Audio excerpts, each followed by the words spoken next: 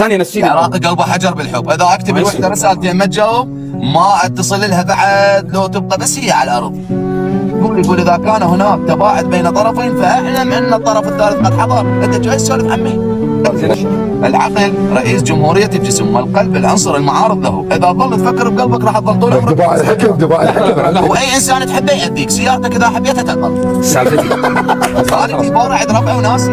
شلون تريدني جانب العاطفه اقتل هاي الكبرياء كله؟ والله انا احب وحده تحب واحد ثاني، او ارتبطت بشخص ثاني صار عندها اولاد، انا شنو دوره بالاعراب هنا؟ انا شنو؟